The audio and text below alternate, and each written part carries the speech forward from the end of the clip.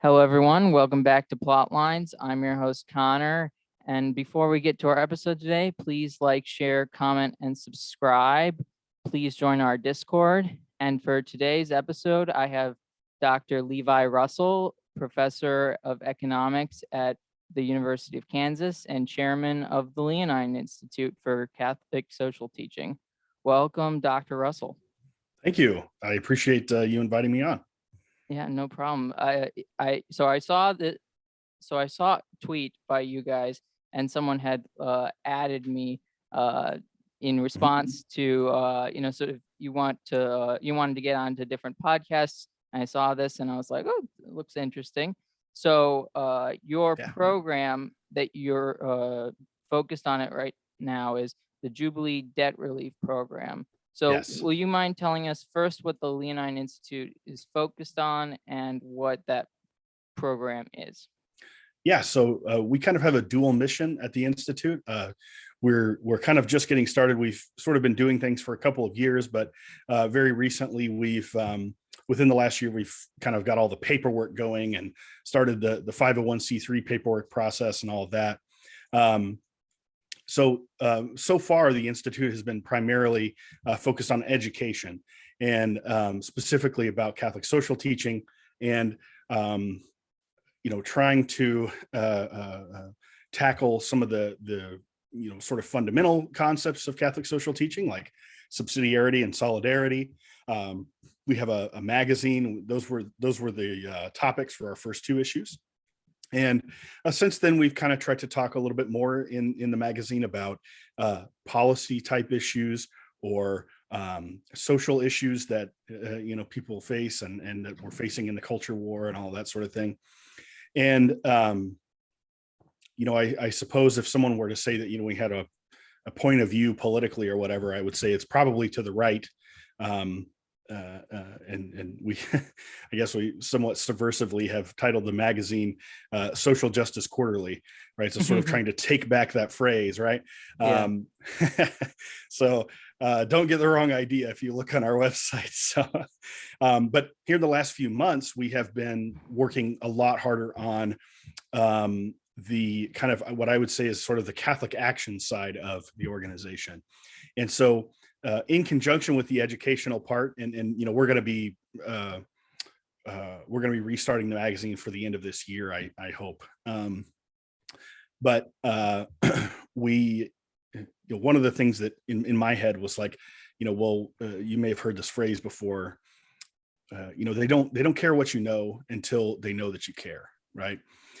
And an idea to sort of create this clearinghouse where we would take donations from Catholics that are doing well financially, and we would help other Catholics to, eventually sort of pay off some of their debt, a good chunk of their debt, personal debt, which would be, credit cards or personal loans, really high interest stuff. But also in that process, do an educational thing with them and talk with them about, sort of healthy budgeting. How did I get to this point? How did I get to this point where, I'm in a lot of credit card debt or whatever? And of course, it's very hard to dig out of that stuff. And, with an eye to helping, maybe it's a young Catholic gent who's, going to try to start a family and everything. And they're just finding it hard because they've got these, sort of financial challenges that they put themselves into at one point or another in the past. And, or if it's maybe a family in a parish that, they want to, they want to be a bigger part of their parish. So anyway, those are the two kind of facets of the organization. It's education and direct action. And so that's what the Institute's all about. We have I was really happy with the paper that we wrote on usury. So if your folks are interested in that, check that out in our policy papers section. So anyway, I guess that's maybe more than you wanted, but there you go. I can link. Well, I'll link the Institute below, as well as I can link some of the articles that you point out throughout the interview. So I was just wondering, there's a lot of focus sort of on student debt these days, and I was wondering if sort of that has anything to do with the Institute. Yeah. So, I can really understand that student debt is a big challenge for a lot of people. Um, and in the conversations that I have had with the folks that helped us get started and the board, the board members that we have right now, um, we have really wanted to focus on debt that was really high interest and really difficult to get out of. Mm-hmm. And, most student debt, unless it's like a private loan of some type, is relatively low on the interest rate side of things. So I'm not saying it isn't onerous and difficult and challenging, but mainly because of the total amount of the debt itself.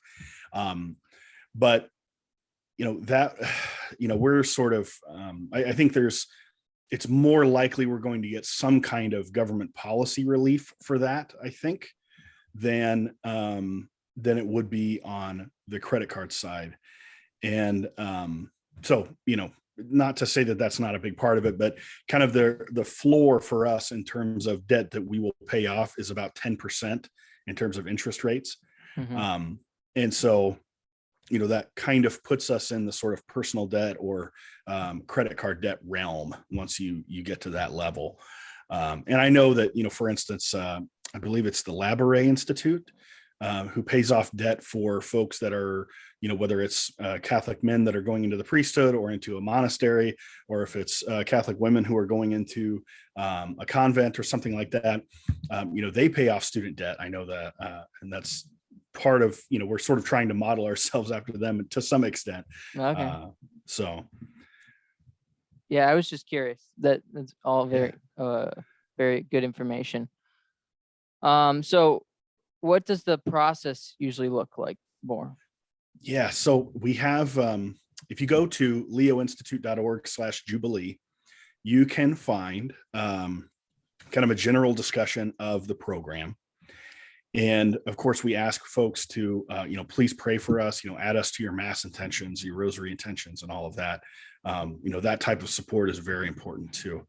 And so there's a kind of a general overview, and then underneath that is a short description of the application process and a link to a form that we have on our website. So people will fill out some very basic information on that form, and then myself, or in the future, if we end up hiring a director for the program, which is one of our goals, we'll contact that person and start the next process, which is, we want to know who their priest is. We want to make sure that they're someone who's involved with the parish, someone who attends mass regularly and all that sort of thing. So that's kind of our big vetting step as we go talk to their priest, via phone or whatever.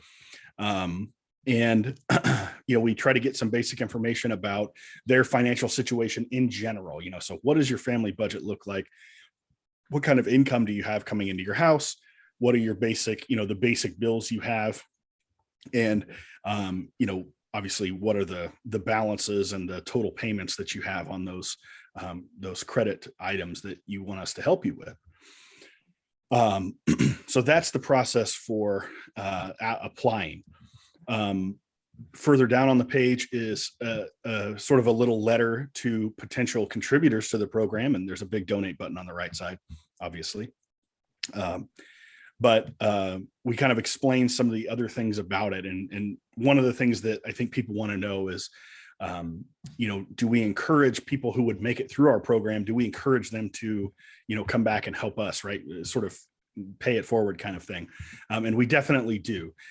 We can't require them to do that because that would make us a financial intermediary. And, we would run afoul of the nonprofit mission and all that. But we do also say that, this is a kind of a one-shot deal, right? Where it's, someone, a family or a couple or an individual or whatever, reaches out to us and asks for help. We help them out. We hopefully get them on the right track. We hopefully teach them how to budget.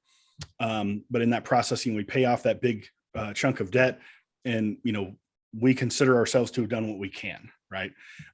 Obviously, they can always come back to us to talk about, budgeting and how to budget and how to deal with situations. We're always going to be helpful, as helpful as we can on that stuff.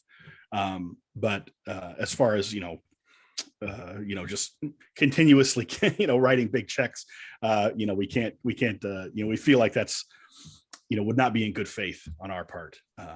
So yeah. Yeah. So donations is the main way you provide this money. Is that, or you get the money to provide it? So, right. So we are in the process of filing as as what's called a public charity, right?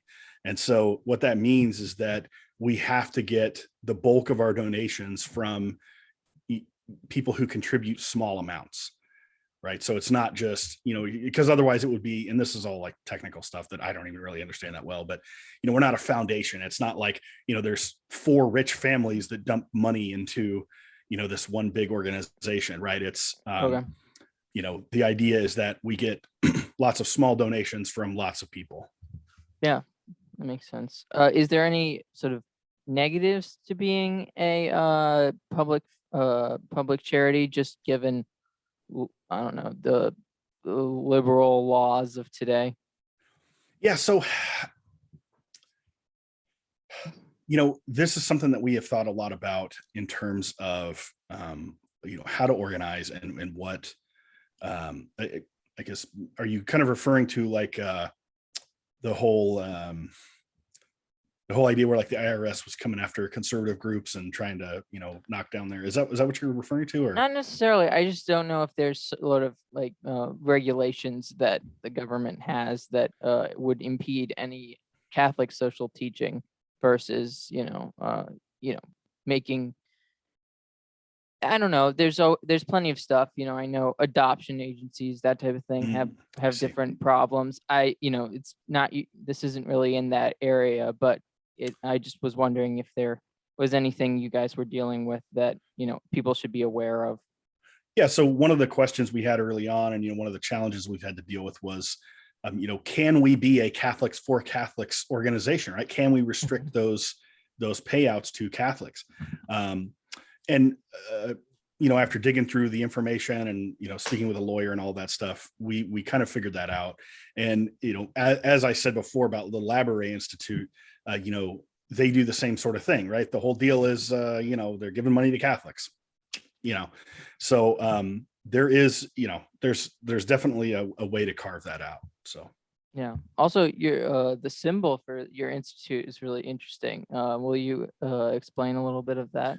Yeah, so we got a really great artist, and there's a link to his stuff on our at the bottom of our website, or a link to him somehow. I haven't looked at it recently, but yeah, he did a great job, and you can see it's behind me here. But yeah, so when we started talking with him, we wanted to get across that this had some kind of an economic or financial sort of thing, right? And of course, Pope Leo the 13th, right, writing Rerum Novarum and sort of creating the beginning of sort of modern social teaching, right, in response to the big the Industrial Revolution and all these sort of things that are hitting us in the modern liberal world, right? And so we have this idea of the lion, triumphant with this, with his tail and everything like this. And he's sitting above, sort of in victory above a bull and a bear, right? Okay. And if you're into the financial world very much, you get this idea of like, they talk about a bull market being, the market's going up, and a bear market, the market's coming down, right? And so he used that imagery on our full. I don't think it's on our round one like this, but it's on the tall version of it. And he's using kind of elements of heraldry like this tri-hooked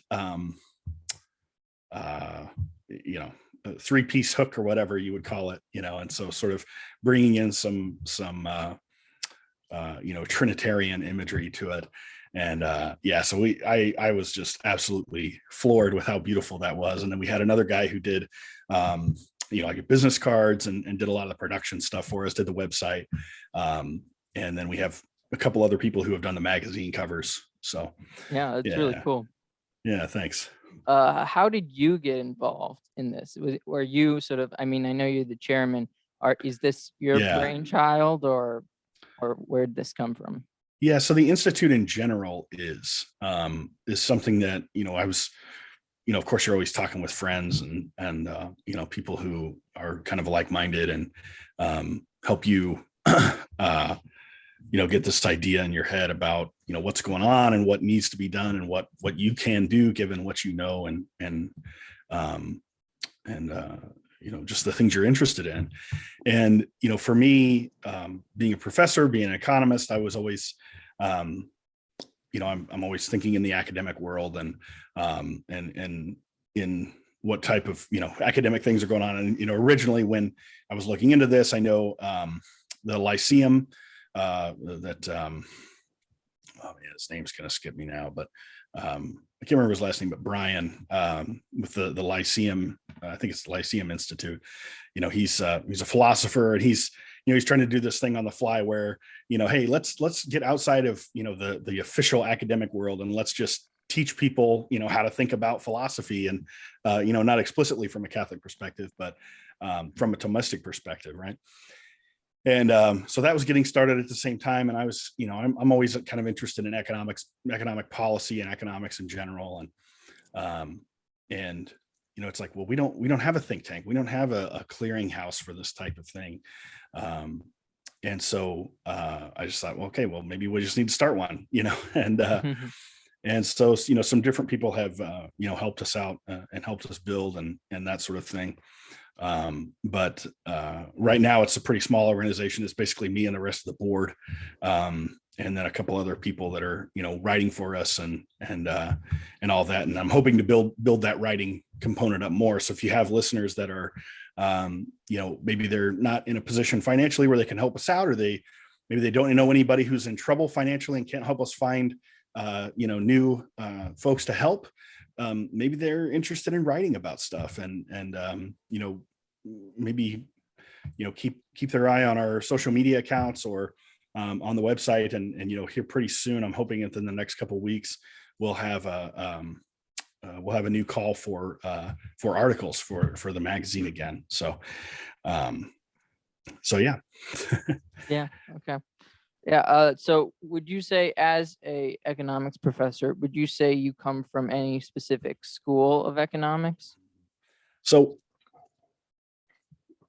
sorry. So I guess for me, my journey has been a little weird. So initially, when I decided to go to graduate school, this was 2008, 2009. And so I'm in college, I'm an undergrad, and the whole Ron Paul thing is hitting the whole world, and I'm sure you're way too young to have remembered that, but I was politically aware at the time. Okay. But maybe a little younger than I was. I'm sure we're not exactly the same age, but yeah.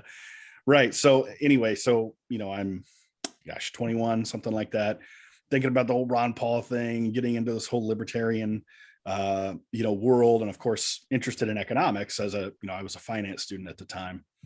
And then of course the big crash, and not a whole lot of really attractive finance jobs out there and all that stuff. So I end up going to graduate school and getting a job at a university, and so I've been at a couple of different universities now, and now I'm back in my home state and all of that. So that's great. But so I did a lot of writing for libertarian style organizations. I published articles that were very much had sort of a libertarian and maybe Austrian economics type bent, right? So maybe you've heard of Austrian economics.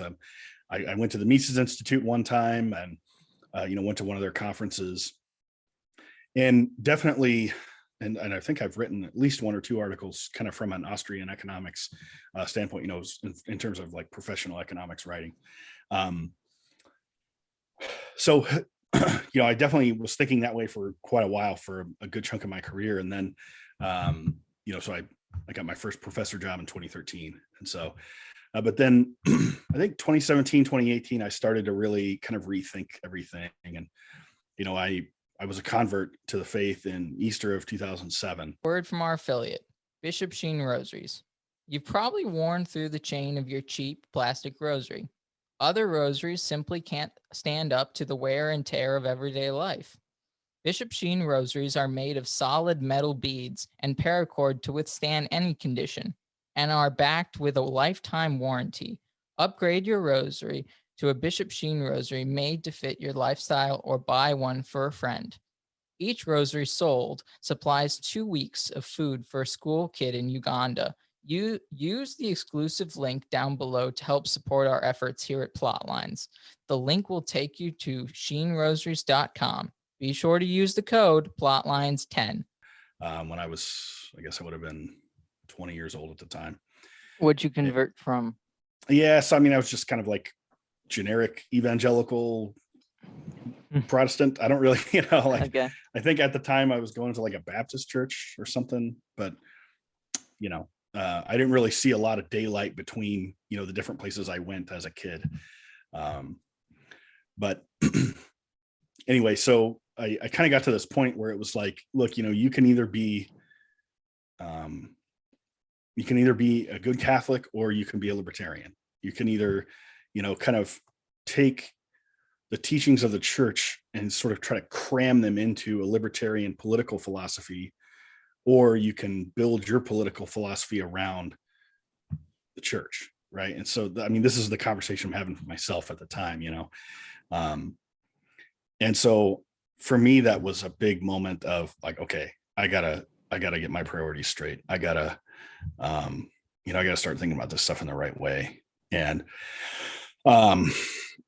reading the social encyclicals and really trying to understand them, trying to put, what I know about economics in the right framing, right? Because you have, you'll always say, well, you always hear economists say, oh, well, supply and demand, the laws of supply and demand make it so that you can't do X, Y, Z, right? You can't have a just wage because, supply and demand, and this is, you wouldn't necessarily hear this from, I think, professional economists, but you would hear it from definitely, people that are on the internet who study economics on the internet. So, and I just, I think that's a sort of a liberal in the generic sense of that term, a liberal framework that I think people don't realize they're operating within, right?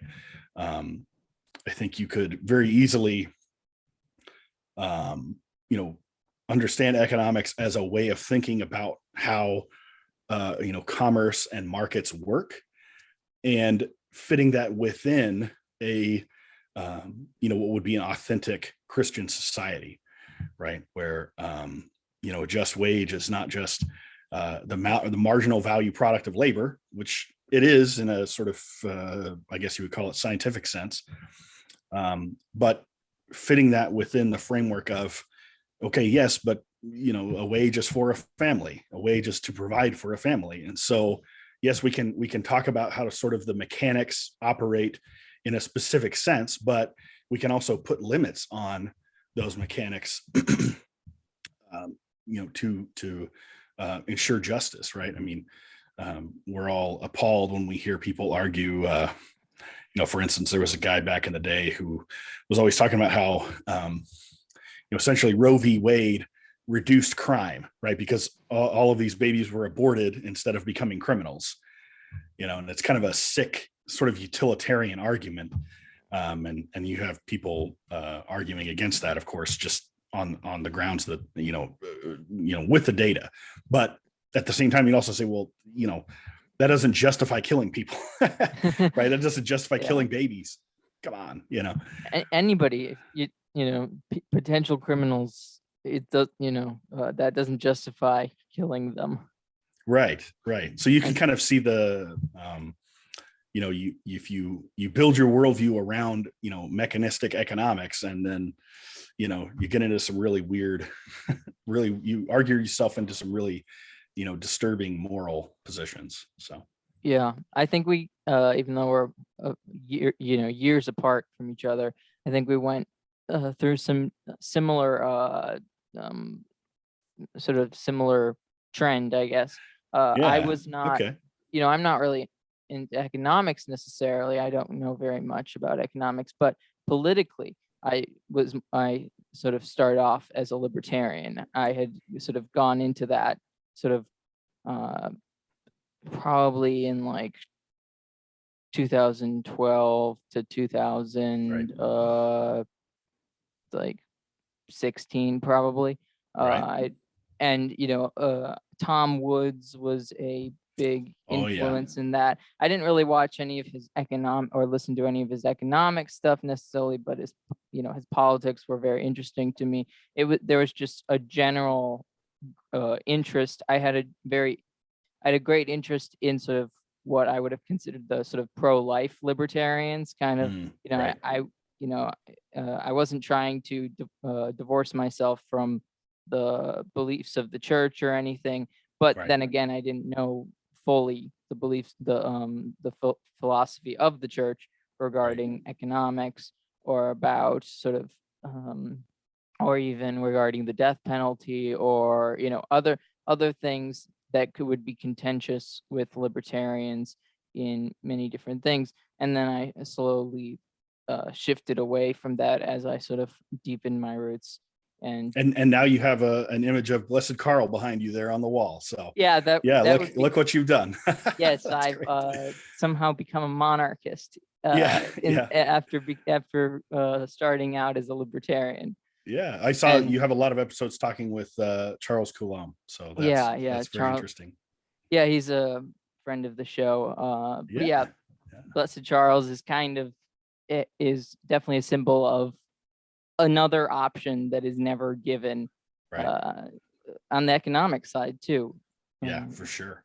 Yeah, Definitely. so I think it's interesting that we sort of came through probably around the similar times though too. I was just Yeah. younger going Right. through it, Yeah. and It seems like it. you were Yeah. going through it as someone who's a little older than me. So yeah, that's such an interesting thing. What do you think is the hardest to get across from Catholic social teaching to modern man? Yeah. So I think it's tough for different people. It depends kind of who your audience is. And I think for some people, if you're talking to someone who kind of considers themselves to be like a just general right wing, kind of right liberal, is that maybe a word for it, or conservative, right? If you talk to them, the An challenge, I American think, conservative. yeah, there you go. I think the challenge is kind of getting over this hump about socialism, right? You've got to convince them that, just because the government does something doesn't make it socialist, right? It's like, well, socialism is when the government does something, and the more the government does something, the more socialism it is, and so I think, there's also this libertarian streak in a lot of those people, that we can't subsidize anything, we can't tax anything because that or to the extent that we tax things, it has to be, we have to show that it's a neutral and it doesn't incentivize anything one way or the other. And I think maybe from a more academic perspective, the idea is that you have to convince them that, well, there's always something being subsidized in one way or another. There's always something that is, there is no such thing as neutral policy, right? Anytime you have even the lack of policy on something is still, an inducement in some way, right? If something is legal, well, that gives it a sort of a veneer of legitimacy, right? In the world, we think, well, because something's illegal, we just automatically, as people, we just automatically think, okay, well, I probably just shouldn't do that in general, right? And so it's very much the case that whatever is allowed by law is given some kind of of a subsidy in a way, and anything that's illegal is being taxed, it's being disincentivized. So I think convincing them of that and getting them in that frame of mind a little bit is one way to kind of get over that hump. And once you're over that, I think you start to say, okay, well, what are your values? What's important to you? And, you know, most of these people, if you talk to them, they're going to talk about things like family. They're going to talk about, you know, authentic community in a way that I think people on the left don't, there is no such thing as authentic community for them, right? Because for them, everything is just sort of, you know, it's all in service to the, you know, the class revolution or whatever, right? They're all Marxists still in their own head, you know, and but now it's, instead of a Marxism of, you know, economic class or whatever, it's a Marxism of, you know, sort of victim progressive stack notion, right? Which has an oddly individualistic sort of string to it, which is weird to me. Yes, It's weird when we does. start talking community with conservatives and we talk individuality with progressives or liberals or Yeah. left wing anything. It's an interesting Yeah, because switch. they're all about this like self-actualization, which, like you said, is very individualistic, right? It's like, you know, Mhm. well, you know, what are my pronouns or whatever, you know, it's, yeah, it is very individualistic. And I agree with you there. It's sort of a, man, that's a hard one to get across to people. My goodness. Yeah. But I think, you know, with conservatives, they can start to see that, you know, this isn't like, you know, George W. Bush compassionate conservatism or whatever. This is like, we're implementing the teaching of the church, and that's what's important, you know. And so if there's something we can do to you know, use principles like subsidiarity and solidarity to craft policy that that genuinely helps people, and yes, there might be a cost to it, you know. I'm happy to say that, you know, I mean, it's sort of funny the time we live in right now where, you know, we're looking at this entire year, I think we're going to have negative GDP growth. You know, we're going to have, you know, a recessionary environment the entire year. And, you know, as I said on another interview I had recently, you know, I'm happy to have negative GDP growth for the right reasons. You know, now, you know, sort of green industry suicide is not one of those, you know, just like, you know, just shutting down the entire planet in terms of, you know, keeping people warm in the winter is not really what I had in mind. But, Yeah. but I think there are reasons to say that, okay, well, you know, XYZ policy might have, you know, might disincentivize things that, you know, from a liberal framework we might have liked, or, you know, that might reduce, you know, GDP growth or what, you know, pick a metric, right? Well, so what? You know, if it's a good thing, it's a good thing. And, you know, we need to understand that there are going to be trade-offs, right? And I think that's where the economic science comes in, or what, you know, whatever you want to call it. But, Yeah. It's but more it's still important. good to do it. It's more important to save everyone's soul than it is to line your pockets. There you go. Exactly. And I'm not, you know, I'm not sure how many left-wing people we would have in our audience so far at this point, you know, as far as looking at our magazine, but I Yeah. think they're, man, you have a lot of challenges. And, you know, we're all people who have been brought up a certain way. You know, we've grown up in the households we've grown up in.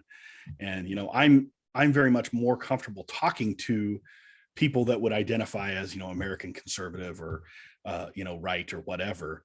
But on the left, I just think there's just a genuine challenge of, you know, okay, well, just because it sounds like, you know, just because it sort of seems to rhyme with Catholic social teaching doesn't mean it's any good. You know, and you have to look at where this stuff is coming from. And a lot of it is, you know, atheistic, materialistic, Marxist, etc. Right? You know, just because it sounds nice doesn't mean it's actually good. So I've heard people say it nice is a heresy. there you go. Yeah. It could be. Yeah. But well, nice, I mean, in its origin of the word actually means ignorant. Right. But yeah, I mean, nobody We were uses told to love our enemies and pray for them. Not that there are no enemies, right? exactly. Yes. Yeah. Yeah. So are you familiar with the Catholic Worker? I am. Yes, I am Okay. familiar with the history of that organization and all that. Yeah.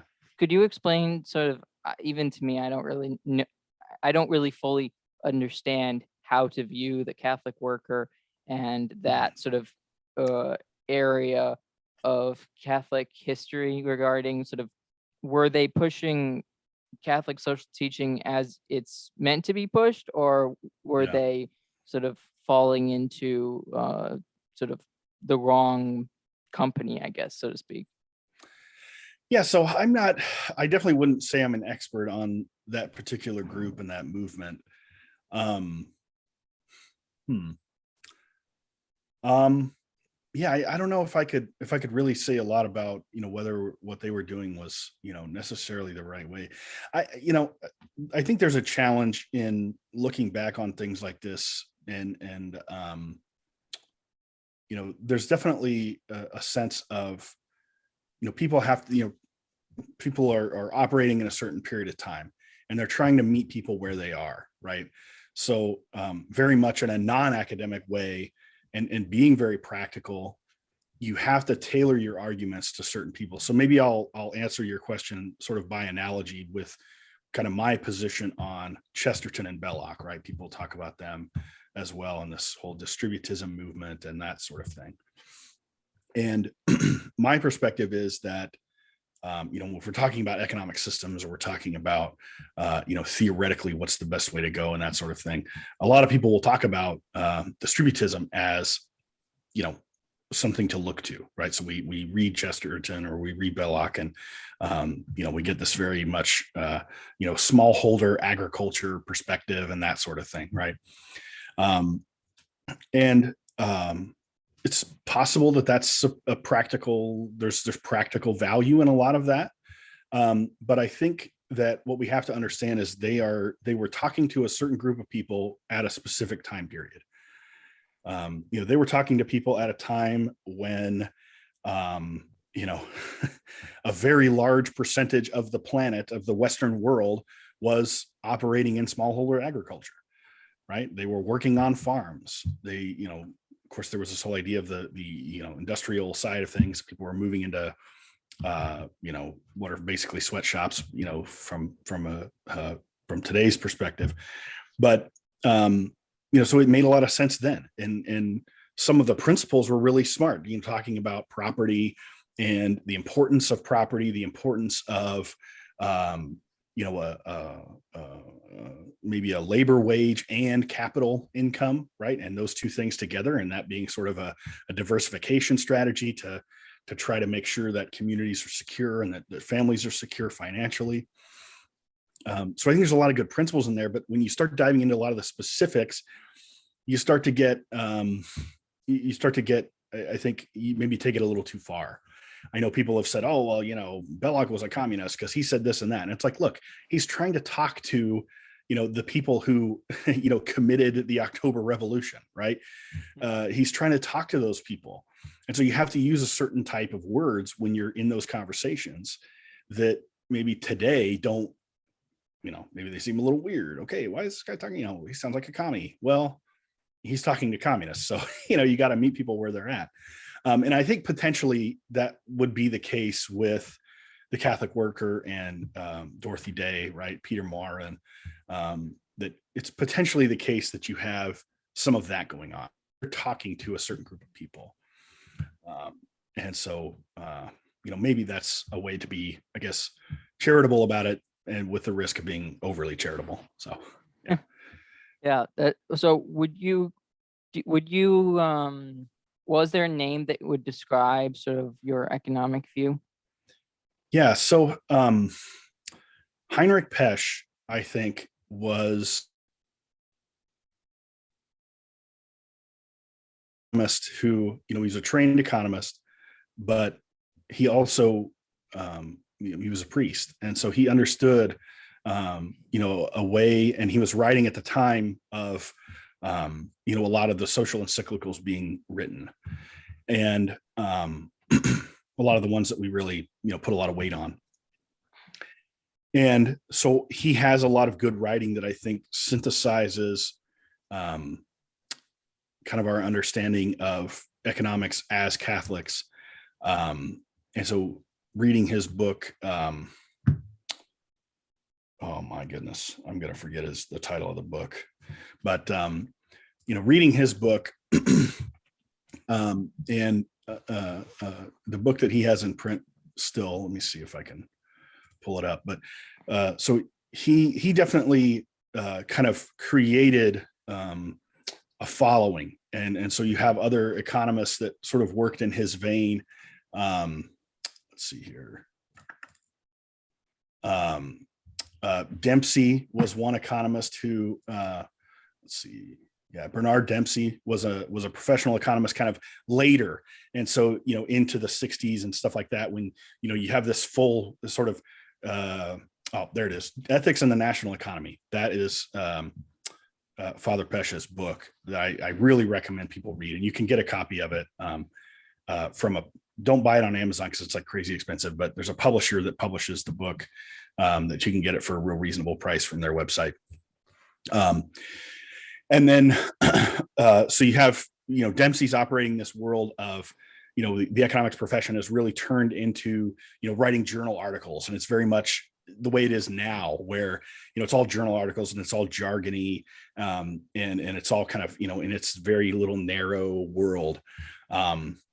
And then you get Rupert Ederer, who wrote even more recently. And I know, like, for instance, Ederer, he passed very recently, but he wrote a book review of one of Tom Woods's books for Culture Wars, EMJ stuff. And so it's a really long review, but you can read his book review of Tom Woods stuff. I think it was like 2015 or something like that. But it's really funny because Ederer does a great job of, again, applying kind of modern economic methods and perspectives with an eye towards the Catholic, or sort of operating within the framework of what I would say is sort of authentic social teaching of the church. And so what audience is that for? I don't know. It's probably a little more technical than your average person that would want to jump into. But I do have I have a big archive of a whole bunch of journal articles. So if you have listeners that are kind of they're interested in economics and they keep up with it and stuff like that, and they kind of have learned kind of autodidactically, or they have a bachelor's degree or something like that, if they're interested in reading a bunch of this stuff, I have a big archive of some books and articles that they can look at, and they can just hit me up for a link to that. You can send me the link and I can Great. put it Okay. on the screen. Yeah. I've read some of Dempsey's stuff, and I didn't necessarily agree with all of it. When he gets to certain things like just wage and usury and stuff like that. But obviously I could be very wrong, and so he might be totally right. So, but yeah, I think Ethics in the National Economy is certainly a book that someone could pick up, read, and understand, and not have to necessarily be, trained in economics, and really get, I think, a good feeling for sort of a modern perspective on, and getting sort of away from the specifics that Chesterton and Belloc were sort of driving into, something a little more general. So, Yeah. So it seems to me that the biggest hurdle is actually getting like politicians to embrace or to even run on Catholic social teaching far further than just being pro-life and being against same-sex marriage and stuff like that. Like further beyond that into an economics sort of economic policy. How do you see a way of moving towards getting politicians to move that way? Yeah, so I think we're at a time now when you're going to start to see more and more people that are coming into politics that maybe at the state level or at the national level that understand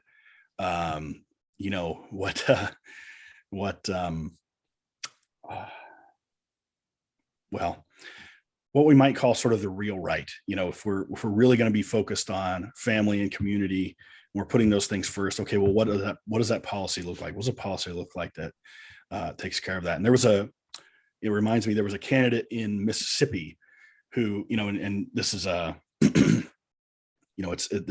he's vying for the Republican nomination, right? And he gets smeared as a socialist because he's interested in,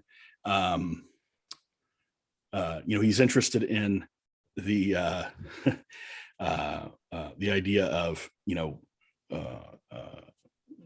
payments to families, payments to, people that have children, and some of these things, like maybe you've seen in like Hungary or something like that, right? Where they're kind of giving financial incentives for people who get married, and then, we're helping them get a house. They're helping them, they're paying them to have kids and blah, blah, blah, and those countries are farther along than we are in terms of this like demographic winter. Right.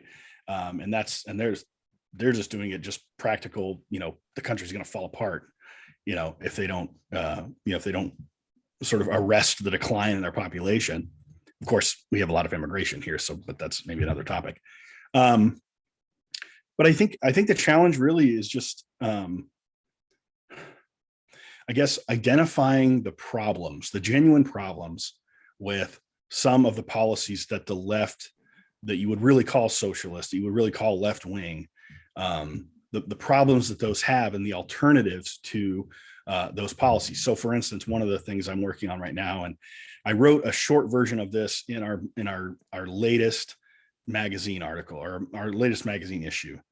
And I was talking about, how do we get to a just wage, right? So that's, to me, one of the biggest things that you can, if you can get that right, a lot of other things fall into a place. And so you have all these different proposals out there. You have, for instance, minimum wage, and policies like that. And I think there's a lot to be done.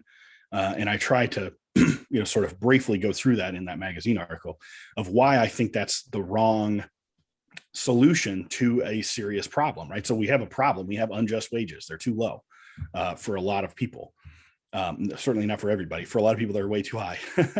But so how do we get to that? How can we use the tools of economics and the understanding that we can get from economics to push that stuff in the right direction? And I explain in there why I think, higher minimum wage is a mistake. That is a bad idea coming from the left. And, a candidate that was pushing that would not be someone who you would want to put your faith in. Right.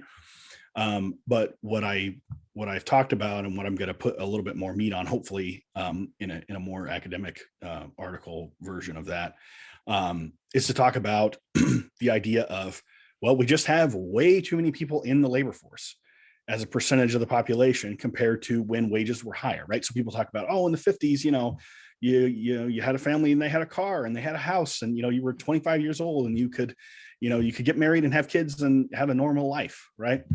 And potentially there's some rose-tinted glasses to some of that. Okay, fine. But I think a higher minimum wage doesn't fix that problem. And what does fix that problem is some kind of a policy inducement to reduce the number of people in the workforce. And I think this is very consistent with what Pope Leo XIII talks to us about in Rerum Novarum, what Pope John Paul II talks to us about in Laborem Execrans, is that, the wage is for a man to provide for his family, period, right? And that there's nothing wrong with a policy that pushes us that direction. Right? There's nothing wrong with a sort of pay the stay-at-home mom perspective if what it does is incentivize people to come out of the workforce. And if you do that, if you can, I guess from a sort of Econ 101 perspective, if you can shift the supply curve of labor to the left, what you'll get is fewer people in the workforce and higher wages. And so potentially over time, if you have that kind of policy in place, you can hopefully push the culture a little bit. Right now, obviously, there's a lot of culture that's built into this idea of, we want to, I've got to have income because, who knows, my husband's going to leave me, or I'm going to have to leave him, or, I want to be independent and blah, blah, blah. Right. Yeah. But I think it's certainly the case that, policy and in an economic sense has shifted, has contributed to that shift in the culture, right? And so we want to turn that around. We want to turn the ship around on the economic policy, and hopefully that helps us improve the culture side. Yeah, it makes a lot of sense. I know a lot of people will be anxious about sort of that type of thing, you know, scared about changing things in that direction, especially, Right. you know, women who see themselves sort of, if there are any women listening that see themselves as Catholic feminists or something like that, Yes. you know, like they're going to be the most resistant to the idea of that. And, you know, but that's, you know, that's clear that you can't, or the goal is not for women to work. That cannot be the goal. That cannot be a goal for women to work while they're working. You know, majority of women, if they're eventually going to get married, should not be building a career, right? Well, so I mean, there's a lot of work to be done in the sense that there's a lot of work to be done in the home, right? Taking care of children. There's a lot of work to be done in the broader community, right? With women, you know, working together to, you know, help shift the culture towards Catholicism, right? To, you know, doing outreach efforts to save souls, right? There is a lot of work to be done. And if they're all out making PowerPoints for, you know, some global corporation, well, you know, that takes up a lot of time. That takes up a lot of energy. And I don't know why anyone wants to do that anyways. Yeah. Like, it's such a bonkers thing. You know, I've heard this sort of phrase. It's like, you know, women wanted to leave the home because they didn't want to be under the thumb of their husband or whatever. And so they go off to work so they can be under the thumb of their boss. Yep. It's Yep. like, you're just changing who you're under the thumb of, you know, Yeah. other than a small percentage of the population who work for themselves, you know, entirely. Even then you get bossed around by the economy. You get bossed around by even if you're the CEO of the company, right? Yeah. There's someone bossing you around. Yep. Eventually God is bossing you There around. you go. There's nobody truly independent in that sense of the you know, phrase. It's all just a lie induced to get anybody to change their habits. Yeah, and you have even, you know, social science sort of empirically contributing to this stuff, right? It's like as the sort of feminist dream has been you know, progressively recognized and implemented, you know, measures of women's happiness to continue to go down. Right. And so it's like, gosh, maybe there was some wisdom back there with you know, Pope Leo XIII. I don't know. Yeah, it reminds me of Scandinavia having the greatest happiness, yet the most suicides. It's like, they're very happy, yet they're killing themselves. Right. Like, okay, whatever you say. That doesn't make any sense at all, does it? How are you measuring happiness? Yeah, right. Apparently something wrong with your measure there. Yeah, exactly. But you brought up Hungary, and Poland is usually lumped in with Hungary. Are those two countries sort of the sort of countries to look towards for Catholic social teaching? Yeah, I think there's a lot of success there that we can point to in many ways, and really also I think talking about interactions in policy.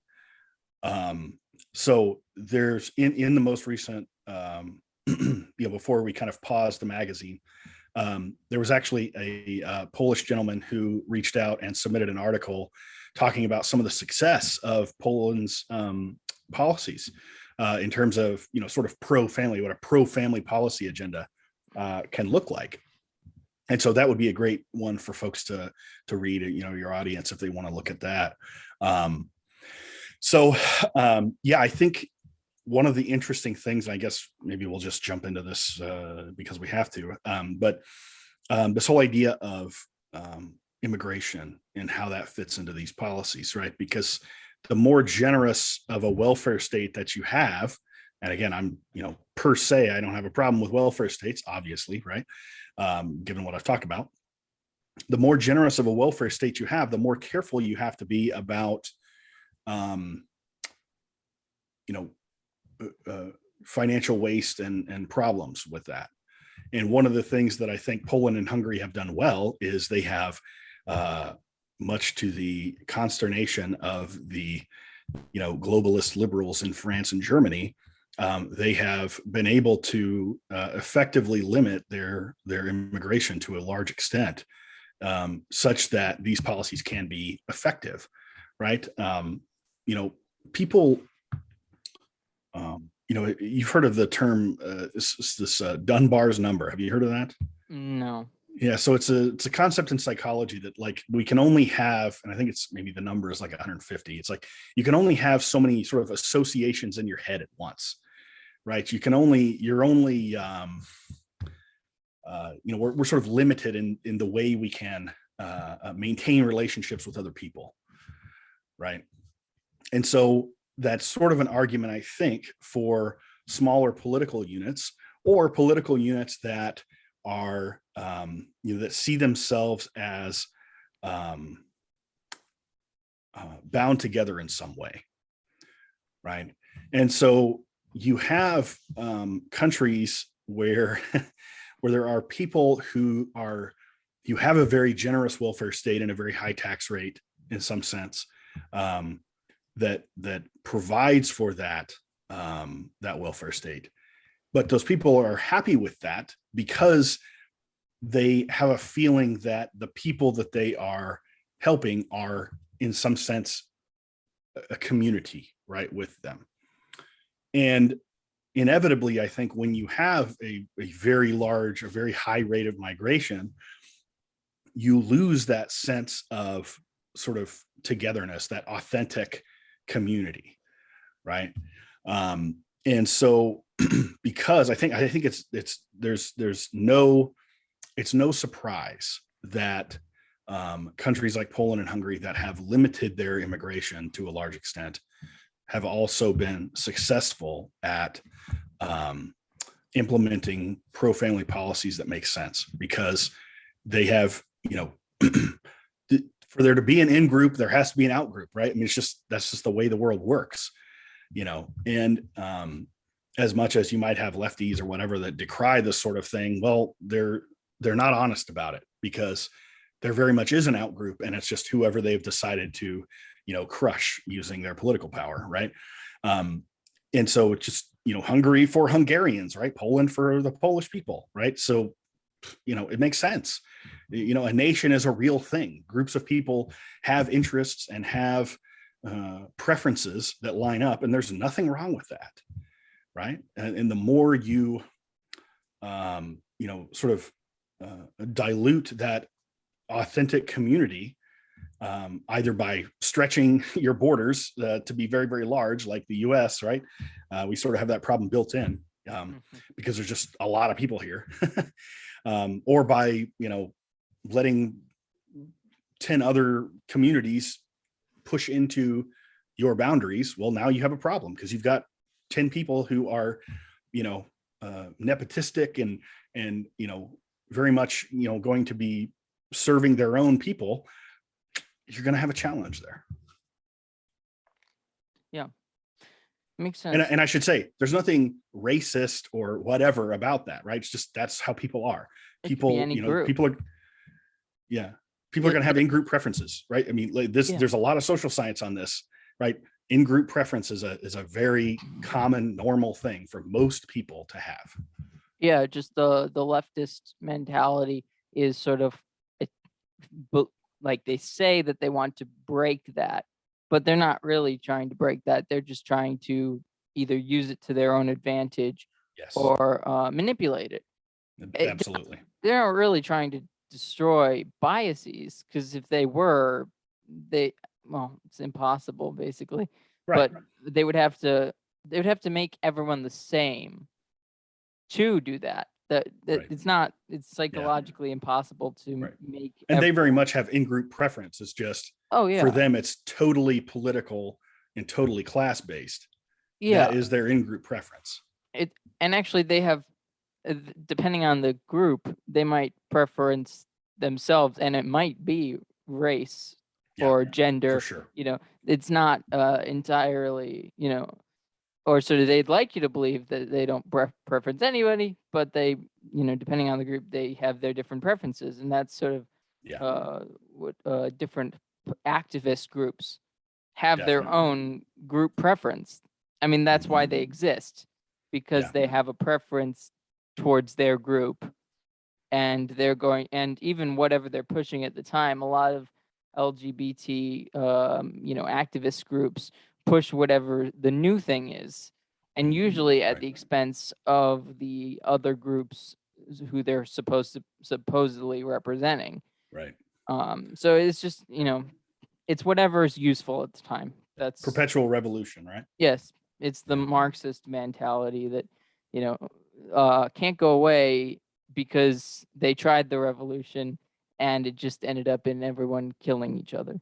Right. Uh, Yeah. Right. and starvation and, the Soviet Union, and that didn't work. So they don't really they need to have something continuous. I mean, there is one thing I think maybe still some libertarians, get right, is that, they have to keep using other people's money, Right. from an economic perspective, so Right. that other people's money can't go away. Otherwise, Right. they're toast. Yeah. And they learned that because in communism, you run out of people's money, so Yeah. they can't be communists. So they have to be something in the middle, so they can Right. keep getting people's money without killing them. Right. And There's this idea of the Overton window shifting, right? You've got to yeah, constantly be, you got to have a group that's maintaining the status quo and yet another group that's pushing for a constant movement of the status quo, right? yeah, and also Yeah. just not to mention canceling kind of is its own version of their attempt at killing people without killing them. Right. Getting rid of them out of society, but Yeah. not but their money still exists and we can still take that money. So that's Right. okay. Yeah. And just personally, here I live in Kansas, and, Kansas is not normally, politically relevant, at least when it comes to national politics. But Kansas is not a Bible Belt state, right? This isn't Alabama. This is a Midwest state, and there's a lot of left-wing politics in the state, very much like you would see in North Dakota or Wisconsin or Ohio or something like that. And right now, we have we're dealing with abortion stuff, and there's this idea of this, or there's this amendment that's on the ballot, and they were smart and got it on the August 2nd primary ballot instead of on the general, when you got more people voting. But what we're trying to do is limit or is reinstate limits on abortion in our state, because our state Supreme Court somehow found, that's their term, found a right to abortion in our state constitution in 2019. And you have the ACLU, you have corporations, you have all these groups that are lying to people, in my own opinion, telling them vote no to stop the ban on abortion, right? Well, unfortunately, it's not a ban. All it does is just allow the legislature to regulate, because right now, as it is, Wow. any abortion restriction or rule or limit that would be challenged would be successfully challenged based on that precedent. And so what we're trying to do is change the Constitution so that the legislature can. Now, is the legislature going to seek to ban abortion? Yes, absolutely. Will they successfully do that? I don't know, right? I mean, right now we have a Democrat governor, for Pete's sake. A lot of good stuff has not gone through because of her. So, like I said, this is not as red of a state as people think it is. Presidential election, Senate election, for the federal, yeah. Statewide politics, no. And I've heard we've got Planned Parenthood is breaking ground in Wichita and Kansas City in anticipation of this thing not going through. And so we don't want to become an abortion destination for the Midwest, right? So we're really hoping that we can get this, and again, I think part of the problem is nobody ever talks about Kansas, when we're talking about political stuff, but man, we important right now, we could use all the prayers we can get. Yeah. So is it good? Would you say that it's on the primary ballot, or is it bad that I it's think it on was a there. calculated decision because, there's a lot more Republicans, like registered Republicans in the state than there are Okay. registered Democrats. And because we have a partisan primary system, right? So if you're registered as an independent, you Yeah. can't vote in the primary. Okay. Like normally, right? You can vote for ballot measures and, who's going to be a judge if they have that kind of stuff on there, but you Mhm. can't vote for either party's primaries, right? And so you have fewer independents voting. And so I think it was a calculated decision to try to, ensure that it gets through, because you're just going to like have a massive red wave year. You're going to have a bunch of Republicans coming out to vote, especially in the Kansas City area. Like right now, one of our representatives to the federal level in Congress is a Democrat. And there's a big push to get her out. And the way we do that is, in the primary, we get the right person elected in the primary. And then, hopefully that person beats the Democrat we have in the House, right? And again, this is not the Institute saying this, is me saying this as a Kansas resident, but so I think that was the calculus, is like, if we don't put it on the, because we're going to have people, trying to keep the Democrat governor in during the general and all that sort of thing. So that was why they tried to put it on, or they got it put on a primary. So, Yeah. Okay. Yeah. Well, yeah. Make sure you start praying for Kansas elections, everyone. yeah, please. I will keep so I guess is it it's an amendment? Yeah, it's called the Value Them Both Amendment. If you go to like valuethemboth.org, there's a lot of information. And the funny thing is, I've looked at the opposition, the name of their campaign, right? See, this is like left-wing politics in red states. It's called the Kansans for Constitutional Freedom. And that sounds like it sounds like a gun group or something, right? No, it's the people that are trying to, get as many babies murdered as possible. And they just, and the funny thing is, like, you go to their website, there's no contact information at all. Like, you can write them a note and they will get back to you, but there's no addresses, there's no phone numbers, there's no nothing on their website. Now, on the Value Them Both website, we've got headquarters in 6 different cities across the state. We've got phone numbers for all of them. We've got all these different ways you can get in contact. Very transparent. The baby killing side, not so transparent. Nice. And we just had a really high profile. They attacked one of our parishes in Kansas City. Oh, wow. In suburban Kansas City. Yeah. And they spray painted all over the place, and they put a bunch of red paint on a statue of Mary. And it was brutal. And the Knights are watching. I mean, there's literally a night watch every night, all night long, of the Knights of Columbus, watching and they were there, and they ran them off. And I mean, who knows what they would have done if they hadn't got him away fat, with what they got. But a Knight's night watch. Yeah, right. You gotta have them these days, man. They will unapologetically do whatever they want to try to demoralize you. Yeah, unless you're in pathetic states like Illinois. Oh, really? There's nothing else to do. Oh, okay. It's I see. at Illinois, you don't there's nobody contesting really the elite, the establishment. So is there really anything they're gonna do to anybody? They've won. They don't have anything else to do. Right. They don't see the need to fight anymore. Yeah, it's like they don't have anything to attack because nothing is a symbol of attacking. I mean, the basically the leader of the Catholic Church in Illinois is Supage, is the Cardinal Supage. So See. if you're a left-wing activist and you're thinking, who's in charge of the Catholic Church in Illinois? You're going to be thinking of Supage, and I don't know if that brings anger to any left-wing activists. I see. I'm not saying. I mean, there are definitely there. I think there have been a number of suburban churches that have burned down over the years, but very sad. Yeah, but there's not. I don't think there's as much politically motivated, sort of attacks. But I could be wrong. Right. There are, somebody send me them on Twitter. I know in just politically in Illinois, you have some Republican representatives. Not sure Yeah, about your senators, but you have like a few federal representatives that are Republicans, yeah, and it's especially just, probably from like Southern Illinois, right? yeah, but that, what activists live in Southern Illinois. So, Right. Yeah, it's all Chicago and yeah, right. yeah, so it's just not much Mhm. going on there. Well, I've been very impressed with our Archbishop. So I'm in the Kansas City Archdiocese, and Archbishop Naumann, he's just a giant of a guy. He's really what you want for a bishop. He's this huge guy. Like he's got a duck to get, he's wearing his mitre. He's got a duck to get through doorways.